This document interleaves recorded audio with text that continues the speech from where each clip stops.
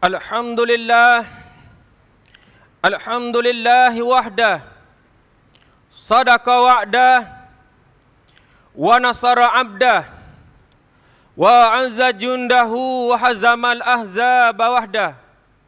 Ashhadu an la ilaha illallah, wahdahu la syarika lah, wa ashhadu anna Muhammadan abduhu wa rasuluh. Allahumma salli wa sallim wa barik ala sayyidina Muhammad wa ala alihi wa ashabihi ajma'in, amma ba'd. Faya ayyuhal muslimun ittaqullah. Qala Allah Ta'ala, ya ayyuhalladzina amanu ittaqullaha haqqa tuqatih wa la tamutunna illa wa antum muslimun. Sidang Jumaat yang dirahmati oleh Allah sekalian, khatib berpesan kepada khatib dan seluruh sidang Jumaat, mari sama-sama kita bertakwa kepada Allah dengan sebenar-benar takwa, dan janganlah kita mati melainkan sebagai seorang yang beriman. Mimbar pada hari ini ingin mengimbau kembali tabir sirah perjuangan baginda Nabi sallallahu alaihi wasallam berkaitan pertembungan di antara Islam dengan Yahudi. Satu peristiwa besar selepas daripada peristiwa perjanjian Hudaybiyah. Allah Subhanahu wa Ta'ala telah memberikan isyarat awal kemenangan kepada umat Islam, kepada pejuang-pejuang Islam. Apabila diturunkan surah kemenangan, Inna fatahna laka fat'am mubinah, sesungguhnya kami akan memberikan kepada engkau Muhammad, yakni kemenangan yang nyata. Peristiwa besar ini ialah peristiwa perang Khaybar yang berlaku di bulan Muharram tahun 7 Hijrah. Apabila berlaku gencatan senjata di antara kerajaan Islam Madinah dengan kerajaan musyrikin yang dipimpin oleh Abu Sufyan bin Harb bin Umayyah, maka Nabi telah menggerakkan dakwah secara besar-besaran. Yang keduanya, Nabi mengambil peluang untuk mengajar kelompok Yahudi yang sangat sengit memusuhi orang-orang yang beriman, iaitu Yahudi Bani An-Nadir yang bermukim di kota Khaybar yang terletak 70 batu ke utara Madinah menghala ke arah Syam. Yahudi begitu sengit sekali pertembungannya dengan orang-orang yang beriman, sebagaimana yang difirmankan oleh Allah dalam Al-Quran, la tajidanna asyaddan nasi adawatan lilladzina amanu al-yahud walladzina asyraku. Kamu akan mendapati manusia yang kuat permusuhannya, yang kuat kebenciannya kepada orang-orang yang beriman, al-yahud, orang-orang Yahudi dan orang-orang yang menyekutukan Allah. Mereka membunuh rasul-rasul, antaranya membunuh Nabi Allah Zakaria alaihissalam. Mereka membunuh Nabi Allah Yahya alaihissalam, dipenggal atau dipancung leher Nabi Allah Yahya alaihissalam. Hampir berjaya mereka membunuh Nabi Isa alaihissalam, dan Nabi Muhammad sallallahu alaihi wasallam terpaksa berhadapan dengan kebencian, dengan kedengkian orang-orang Yahudi di Madinah. Yahudi Bani An-Nadir, Bani Qurazah, Bani Qainuqa, Bani Taimat dan sebagainya. Bagaimana Yahudi Bani An-Nadir, konspirasi mereka untuk membunuh Nabi sallallahu alaihi wasallam. Di bulan Rabiul Awal tahun 4 Hijrah, ketua mereka yang bernama Huyai bin Akhtab telah mencadangkan, memberikan idea kepada anak-anak muda Yahudi untuk mengusung satu batu yang besar untuk naik di atas bangunan. Tolak batu tersebut biar jatuh hempap kena kepala Muhammad. Allah Subhanahu wa Ta'ala tidak membenarkan konspirasi ataupun perancangan jahat Yahudi. Wallahu ya'simuka minan nas, dan Allah akan memelihara kamu daripada gangguan manusia. Yahudi Bani An-Nadir telah dihalau keluar daripada Madinah.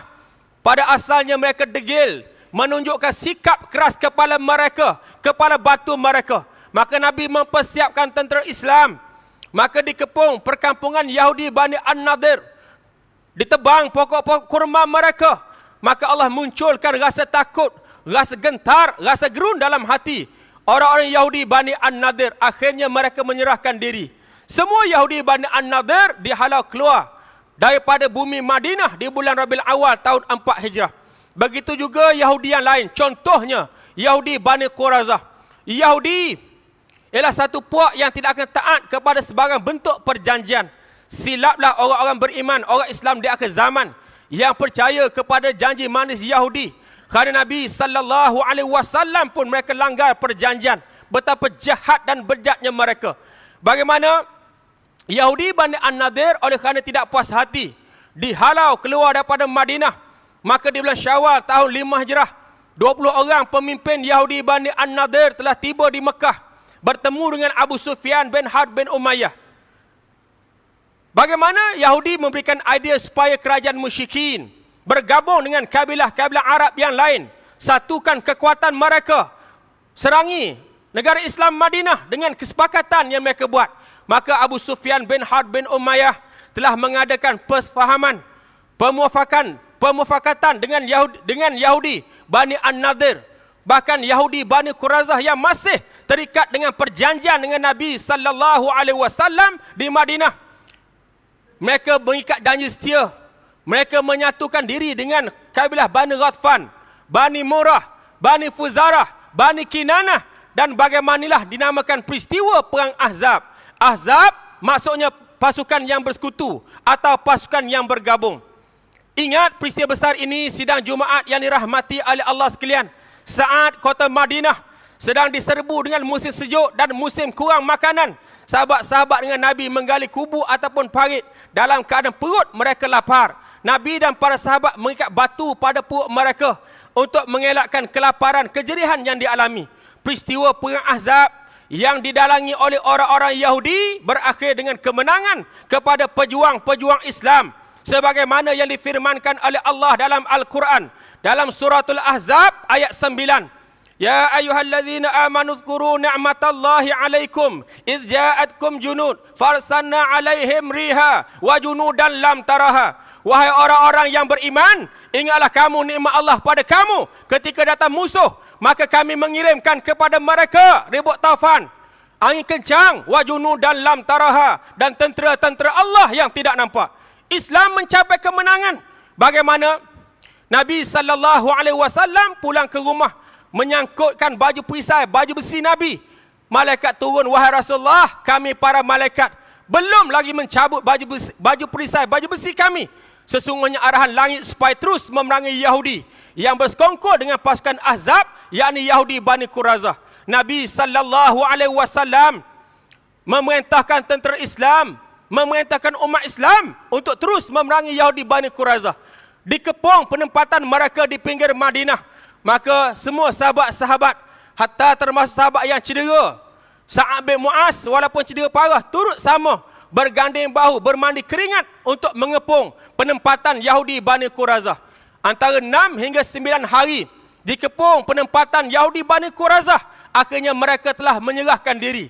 Sesungguhnya Yahudi bangsa yang penakut. Mereka tidak berani berdepan secara terbuka. Sebab itulah mereka tidak berani untuk menyerang bumi Palestin dalam keadaan berhadapan. Mereka menyerang daripada jarak yang jauh kerana itu sifat bangsa mereka, bangsa yang khianat dan bangsa yang penakut. Sidang Jumaat yang dirahmati oleh Allah sekalian, Nabi sallallahu alaihi wasallam memanggil seorang sahabat yang cedera parah, iaitu Sa'ad bin Mu'az, untuk menjatuhkan hukuman kepada Yahudi Bani Quraizah. Ada harga yang terpaksa mereka bayar di atas pengkhianatan mereka kepada Nabi sallallahu alaihi wasallam dan juga Saifah Madinah. Maka Sa'ad bin Mu'az menjatuhkan hukuman. Semua kanak-kanak, semua perempuan, orang tua diamankan mereka. Tetapi kepada Yahudi lelaki yang dewasa, yang sihat tubuh badan, dipenggal, dipancung leher mereka. Nabi menyebut bahawa hukuman daripada Allah dan Rasulnya. Nabi bersetuju bahawa hukuman ini sesuai kepada Yahudi yang khianat. Sidang Jumaat yang dirahmati oleh Allah sekalian, pertembungan antara Islam dengan Yahudi juga di zaman Nabi dilihat kepada peristiwa Yahudi Bani Qainuqa, di mana mereka telah mengaibkan, menjatuhkan maruah seorang muslimah, seorang tukang besi Yahudi yang mengikat kain muslimah yang hadir di pasar, di mana kain tersebut apabila dibangun, muslimat tersebut tersingkaplah kemaluan, tersingkaplah aibnya. Maka seorang pemuda beriman telah menetak tukang besi Yahudi tersebut. Maka dibunuh pemuda beriman dan akhirnya Yahudi Bani Qainuqa dihalau keluar daripada Madinah di atas kejahatan mereka, menjatuhkan maruah seorang muslimah di Madinah, bahkan membunuh seorang sahabat yang mempertahankan maruah muslimat tersebut. Yahudi mereka semua dihalau keluar daripada Madinah di atas pengkhianatan mereka kepada Nabi sallallahu alaihi wasallam, pengkhianatan mereka kepada daulah Islam Madinah. Bagaimana Yahudi Bani An-Nadir? Pengkhianatan mereka tidak berhujung, sidang Jumaat sekalian. Nabi selesai daripada peristiwa perjanjian Hudaybiyah, antaranya di bulan Muharram tahun 7 Hijrah, Nabi SAW menggerakkan 1,600 orang mujahid Islam, 1,600 orang tentera Islam, disebut oleh ulama-ulama sirah. 1,400 dari kalangan mereka merupakan sahabat-sahabat Nabi yang pernah berbai'ah dalam peristiwa Bai'atul Ridwan di bulan Zulqa'dah tahun 6 Hijrah. Mereka membenarkan janji mereka untuk menjaga agama Allah Subhanahu wa taala. Maka rombongan tentera Islam ini tiba di Khaybar sebelum waktu subuh. Nabi mengarahkan tentera Islam, tunggu. Ada atau tidak lawangan azan di Khaybar? Ulama-ulama sirah menyebut bahawa Nabi SAW sangat cermat untuk menumpahkan darah. Yang kedua berkaitan azan, satu syiar yang sangat penting kepada orang-orang yang beriman. Pagi tersebut tidak ada lawangan azan dilakukan di Khaybar. Sahih, pasti bahawa Khaybar ini bukan penempatan orang beriman.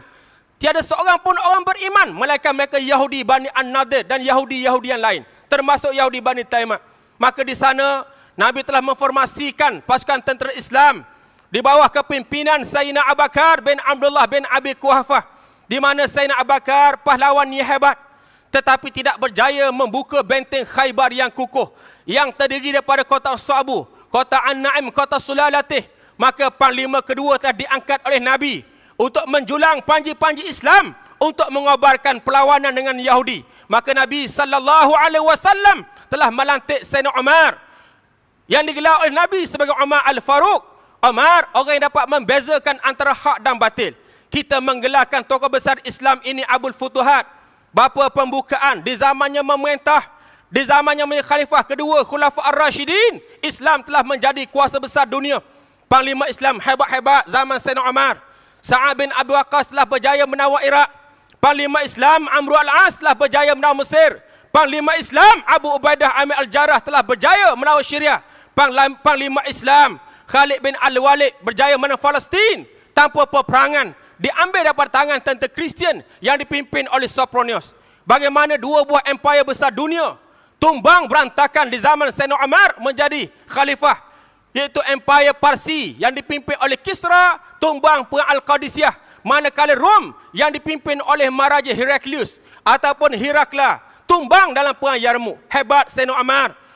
Hebat Sayyidina Umar, tuan-tuan sekalian, tetapi tidak mampu membuka benteng Khaybar yang kukuh. Sidang Jumaat yang dirahmati oleh Allah sekalian, pada malam ketiganya Nabi menyebut besok panji Islam akan diberikan kepada orang yang Allah dan Rasul sayang padanya. Maka sahabat-sahabat yang ternanti-nanti dengan penuh debaran, masing-masing mengharapkan bahawa diri mereka lah yang dimaksudkan oleh baginda Nabi. Maka keesokannya selepas salat subuh berjemaah, Nabi berpaling ke belakang menghadap para jemaah, bertanya, Aina Ali? Aina Ali? Mana Ali? Mana Ali? Sahabat-sahabat memberitahu di kemah di belakang. Kerana Sayyidina Ali karramallahu wajhah, Sayyidina Ali yang dimuliakan wajahnya oleh Allah Subhanahu wa ta'ala demam. Mata kannya bengkak, merah, sakit. Maka dipanggil Sayyidina Ali oleh sahabat.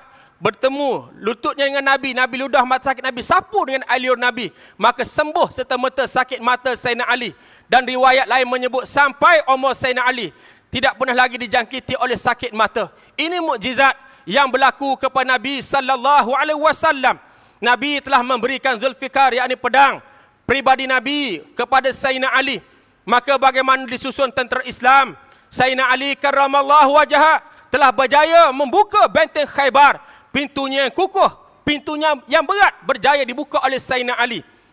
Berlakulah al-mubarazah ataupun perang tanding antara pahlawan, antara panglima menentang panglima. Murahab atau Murahib ketua panglima Yahudi berhadapan dengan Sayyidina Ali dengan penuh kesombongan, dicabar Sayyidina Ali. Maka berlakulah pertembungan yang sangat hebat. Dia tetap Marhab atau Murahib yang terbelah kepala dan topi besinya. Maka disambut dengan larangan takbir oleh Nabi, oleh tentera-tentera Islam, oleh mujahidin Islam. Allahu Akbar, Allahu Akbar, Allahu Akbar. Sidang Jumaat yang dirahmati oleh Allah sekalian, pertembungan akhirnya merancak. Tentera Islam, walaupun jumlah mereka tidak besar, mereka berjuang bersungguh-sungguh. Mereka disemat dengan akidah perjuangan. Mereka percaya perjuangan ini sama ada menang ataupun syahid. Mereka berjuang bersungguh-sungguh. Di sana Nabi sallallahu alaihi wasallam bersabda, "Man qatala litakuna kalimatullah yang ulia, fahuwa fi sabilillah." Barang siapa yang berjuang, barang siapa yang berperang untuk meletakkan kalimat Allah pada suatu tempat yang tinggi, maka sesungguhnya mereka pada jalan Allah. Tentera Islam telah mencapai kemenangan.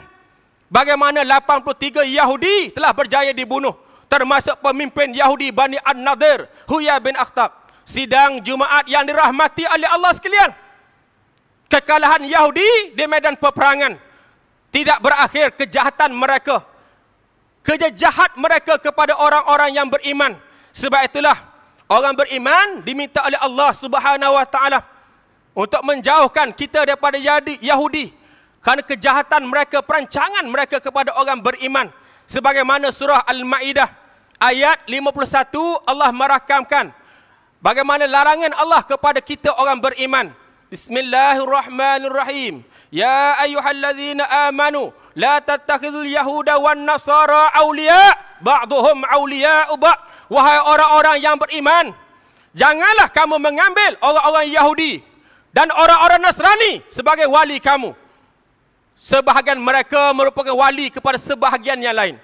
Wali ialah teman rapat, pembantu, teman setia, penasihat, ketua. Sebahagian mereka merupakan wali kepada sebahagian yang lain. Surah Al-Ma'idah ayat 51. Bagaimana perang Khaybar menyaksikan kebejatan Yahudi. Mereka merencanakan pembunuhan terhadap Nabi sallallahu alaihi wasallam. Bagaimana kali ini mereka melibatkan perempuan Zainab binti Al-Harith. Zainab binti Al-Harith telah memanggang daging kambing, disapu racun pada bahagian peha, dihidang kepada Nabi sallallahu alaihi wasallam dan seorang sahabat yang lain. Bagaimana ketika Nabi mengunyah daging kambing tersebut, kunyahan Nabi perlahan, Nabi terus mengunyah dan akhirnya tulang kambing telah bercakap. Ini mukjizat. Beritahu bahawa daging tadi racun. Nabi meluahkan kembali. Nabi mengeluarkan kembali kunyahan tersebut. Tetapi sisa-sisa racun telah menyerap masuk ke tubuh Nabi sallallahu alaihi wasallam yang akhirnya membawa sakit berpanjangan kepada Nabi.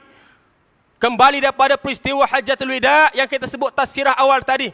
Nabi kita demam panas. Bahkan yang kedua akibat racun yang ditelan oleh Nabi dalam peristiwa perang Khaybar akibat konspirasi Yahudi. Sidang Jumaat yang dirahmati oleh Allah sekalian, harus diingat Yahudi sampai kiamat. Sampai bila-bila mereka akan terus memerangi orang-orang yang beriman. Bagaimana kita menyaksikan di zaman Sayyidina Osman bin Affan memerintah Abdullah bin Sabah, seorang Yahudi daripada Yaman yang menyamar sebagai Islam, datang ke Madinah, menimbulkan gerakan provokatif, menghasut orang ramai untuk membenci Sayyidina Osman bin Affan. Sultan Muhammad Al-Fatih dalam usianya 19 tahun berjaya membuka kota Konstantinopel. Tegaknya kerajaan Islam yang hebat. Bagaimana terbukanya kota Konstantinopel yang selama ini pusat kekuatan kepada Salibiyah. Bagaimana Muhammad Al-Fatih diracun oleh Mustafa Jakobo, seorang Yahudi. Jangan lupa juga sejarah Khilafah Utsmaniyah yang memayungi negeri orang beriman, memayungi umat Islam seluruh dunia selama 600 tahun lebih. Daripada Khalifah Osman Ortugul sehinggalah Sultan Abdul Hamid II. Bagaimana runtuhnya khilafah di tangan Yahudi Daun Amah. Di mana Mustafa Kamal daripada gerakan Yaunte yang di belakangnya Britain, di belakangnya kuasa barat, di belakang Zionis, mereka telah berjaya meretakkan kekuatan Khilafah Utsmaniyah dan tumbang pada 1 Mac tahun 1924. Bagaimana Yahudi merencanakan kerja jahat mereka dengan menggunakan kuasa besar. Gerakan Zionis yang ditubuhkan pada tahun 1897 di Basel, Switzerland. Berhimpunnya 300 orang sarjana Yahudi yang dipimpin oleh Theodor Herzl. Mereka merancang untuk mereka kembali, mereka pergi ke Palestin untuk menubuhkan entiti haram mereka. Agenda jahat mereka dijayakan oleh Britain, James Balfour. Kepimpinan Britain akhirnya telah mendraft atau melengkapkan perjanjian Balfour ataupun Balfour Treaty. Maka selepas daripada runtuhnya khilafah, banjiran migrasi orang-orang Yahudi daripada seluruh dunia, terutama daripada Eropah, mereka pergi ke Palestin. Ulama-ulama Islam telah berjuang Ulama-ulama Islam telah berjuang bagi memastikan Palestin tetap berada milik orang beriman. Syekh Izzuddin Al-Qassam berjuang membuka madrasah di Haifa. Akhir Izzuddin Al-Qassam telah mati syahid dibunuh pada tahun 1935. Daripada Iraq, Syekh Muhammad Mahmud Sawaf menghantar angkatan mujahidinnya daripada Ikhwanul Muslimin, tetapi telah dihalang, dipenjarakan ribuan mujahidin daripada Iraq, termasuk Syekh Muhammad Mahmud Sawaf. Daripada Mesir, Imam Hassan Al-Banna telah mata lebih 10,000 orang anggota terbaik untuk berhadapan dengan tentera British dan juga gerakan Yahudi. Bagaimana kita melihat dengan konspirasi Barat yang sangat licik, bahkan kelemahan umat Islam tentang bangsa Arab, maka kita melihat pada 15 Mei tahun 1948, tegaknya negara Israel di atas bumi Palestin, bumi Isra', di mana terletaknya kiblat pertama orang beriman, terletaknya Masjid Aqsa, sidang Jumaat yang dirahmati oleh Allah sekalian. An-Nakbah Palestin, petaka ataupun bencana Palestin 63 tahun. Mengapa kita semua sidang Jumaat, kita orang-orang yang beriman, kita yang menatap membaca Al-Quran, merasa tidak terpanggil dan bertanggungjawab untuk membebaskan bumi Palestin? Sesungguhnya di sana umat Islam, mereka akan dipertanggungjawabkan di atas setiap inci tanah bumi Palestin. Kerana perjuangan untuk membebaskan Al-Quds, membebaskan Masjid Aqsa, bukan sekadar perjuangan umat Islam Palestin, tetapi umat Islam di seluruh dunia. Wajib kita membebaskan bumi umat Islam ini. Wajib kita membebaskan kiblat pertama kita ini.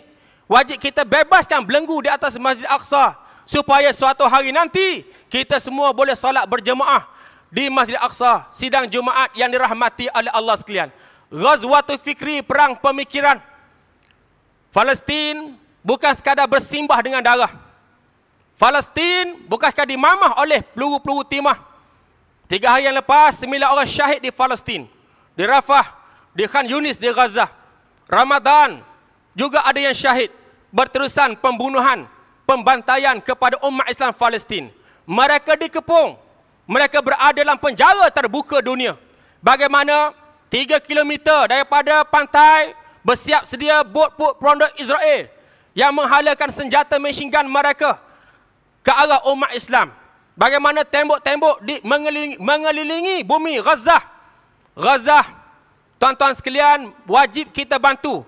Di sana Nabi SAW memberikan inzar kepada orang-orang yang beriman. Hadis riwayat Baihaqi, "Man lam yahtamma bi amril muslimin falaysa minhum." Barang siapa yang tidak mengambil berat urusan kaum muslimin, maka bukan dari kalangan mereka. Kita membaca Al-Quran, Allah memberikan ingatan kepada kita, innamal mu'minuna ikhwah, sesungguhnya orang-orang mukmin itu bersaudara. Apa makna saudara sidang Jumaat sekalian? Jika kita menjadi al-mutaqa'idun, orang berpeluk tubuh, menyaksikan darah demi darah tumpah di Palestin, sama ada ibu-ibu mengandung, sama ada kanak-kanak, masjid yang dibom sebagaimana disebut oleh saudara kita tadi. Bagaimana mereka melihat masjid ialah pusat kekuatan umat Islam. Sebagaimana Nabi mengajar kepada kita, hijrah Mekah ke Madinah, baginda membina masjid, bukan sekadar tempat beribadah, bersembahyang, bukan sekadar bertalaki, bukan sekadar menuntut ilmu, tetapi di sana pangkalan jihad, pusat persiapan fikrah, tempat berhimpunnya orang-orang beriman. Maka Palestin, bagaimana masjidnya sangat imarah, dihidupkan 24 jam, terutama dengan murabi mereka, Syekh Ahmad Yasin Al-Syahid, Dr. Abdul Aziz Rantisi, Dr. Nizar Afrika Rayyan Almarhum. Mereka menghidupkan masjid-masjid, terutamanya anak-anak muda. Maka Zionis, Yahudi laknatullah, melihat bahawa masjid ialah ancaman kepada Yahudi. Mereka menembak 100 buah masjid, 45 masjid hancur sehancurnya. Maka sidang Jumaat yang dirahmati oleh Allah sekalian, tanggungjawab membangun Gaza, membangunkan Palestin adalah tanggungjawab kita. Kita menderma, kita berdoa, kita memboikot produk-produk jaringan Israel bagi memastikan lah tanggungjawab kecil yang kita laksanakan sebelum kita ditanya di hadapan Allah Subhanahu wa taala apa yang kita saksikan, apa yang kita lakukan kepada umat Islam di Palestin. Sidang Jumaat yang dirahmati oleh Allah sekalian, Ghazwatul Fikri, perang pemikiran. Mereka menaja fahaman-fahaman sesat Islam liberal. Mereka menaja pluralisme agama yang merebak kepada umat Islam hari ini, termasuk apa yang digegerkan oleh umat Islam seminggu dua ini berkaitan seksualiti merdeka. Mereka menaja kebebasan seksual, mereka menentang apa saja undang-undang yang cuba untuk mencegah manusia melakukan maksiat. Moral policing, kita melihat di mana sidang Jumaat sekalian bagi mereka, morality cannot be legislated, moral tidak boleh diperundangkan. Bagi mereka personal sin is not a criminal. Dosa-dosa pribadi bukanlah satu jenayah. Di sana kita kena ingat, kita sebagai umat Islam bertanggungjawab untuk mencegah maksiat, mencegah kemungkaran. Jangan biarkan generasi muda kita, anak remaja kita rosak kesan daripada agenda Ghazwatul Fikri, perang pemikiran. Bahkan secara berdokumentasi yang ditulis di atas protokol Zionis ataupun protokol Yahudi yang dibuat pada tahun 1897 untuk mereka menguasai dunia, menguasai umat Islam. Marilah hari ini sidang Jumaat yang dirahmati oleh Allah sekalian, kita bermuhasabah dengan detik masa yang Allah anugerahkan kepada kita, dengan umur yang Allah anugerahkan kepada kita. Berapa banyakkah yang telah kita manfaatkan, kita isi dengan kerja-kerja Islam, kerja-kerja dakwah, menyuruh kepada perkara ma'ruf dan mencegah kepada perkara mungkar. Wal mu'minuna wal mu'minat ba'duhum awliya'u ya'muruna bil ma'ruf wa yanhauna 'anil munkar. Dan orang-orang yang beriman itu, laki-laki dan perempuan, sebahagian mereka merupakan penolong, merupakan pembantu kepada sebahagian yang lain. Dan mereka menyuruh kepada perkara ma'ruf dan mereka mencegah kepada perkara mungkar. Barakallahu li wa lakum bil Qur'anil azim wa naf'ani wa iyyakum bima fihi minal ayat wa zikril hakim wa taqabbala minni wa minkum tilawatah innahu huwas samiul alim. Aqulu qawli hadza wa astaghfirullahal azim li wa lakum wa lisa'il muslimina wal muslimat wal mu'minina wal mu'minat fastaghfiruh innahu huwal ghafurur rahim. اللهم صل على سيدنا محمد وعلى آله وصحبه وسلم ورضي الله تبارك وتعالى عن كل الصحابة أجمعين.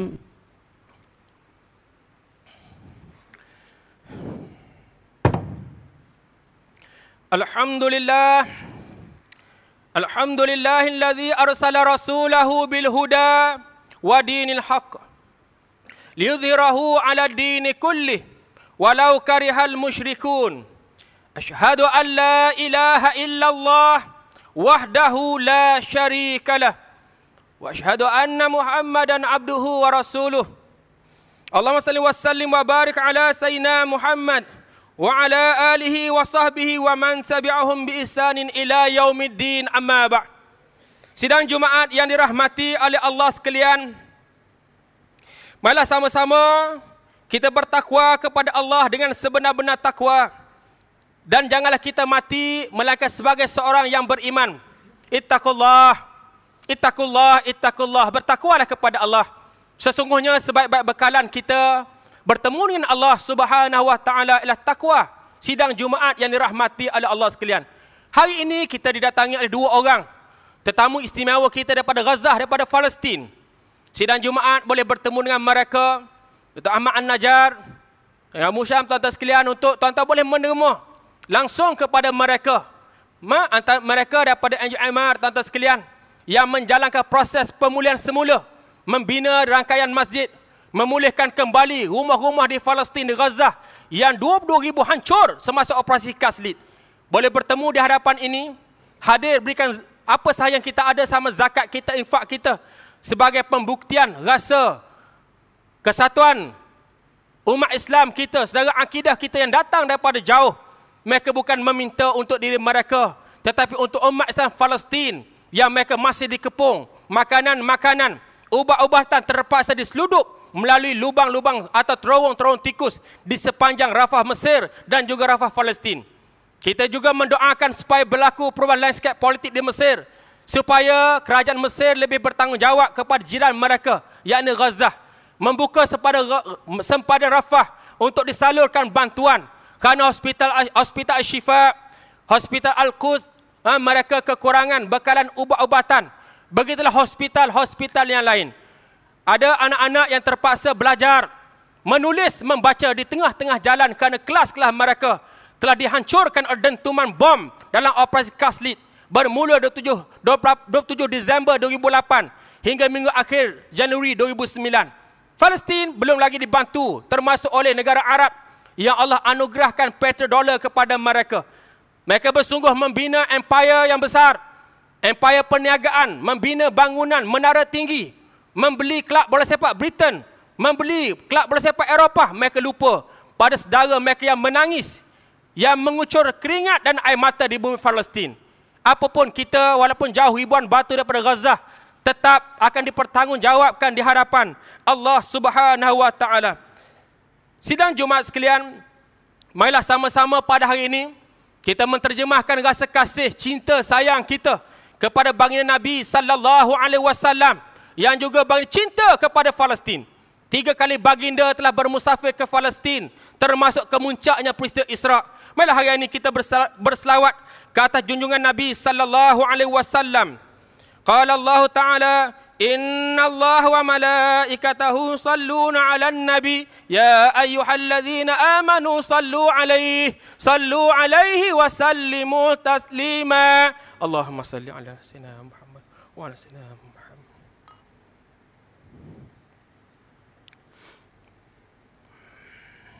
Allahumma fil muslimina wal muslimat wal mu'minina wal mu'minat al ahya'i minhum wal amwat إنك سميع قريب مجيب دعوات ويا قاضي الحاجات. اللهم إنا نجعلك في نهور أعدائنا ونعوذ بك من شرورهم.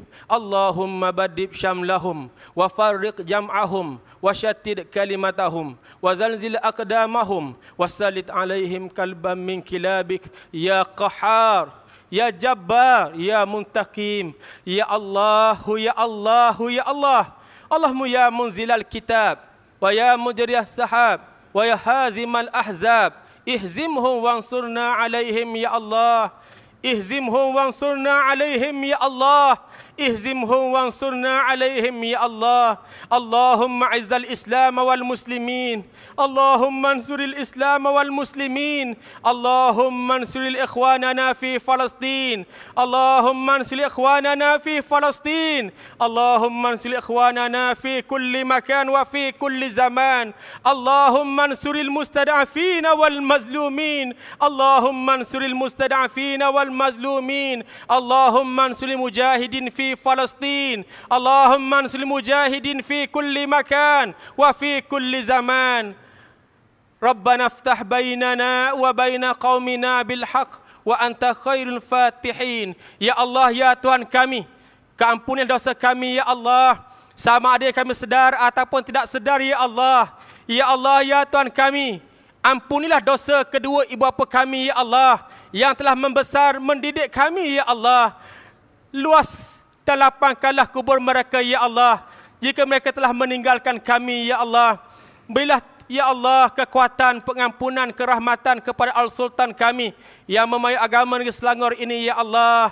Ya Allah, ya Tuhan kami, berilah kemenangan kepada pejuang-pejuang Islam di bumi Palestin yang berjuang untuk membebaskan Masjid Al-Aqsa, membebaskan Al-Quds, membebaskan kiblat pertama umat Islam.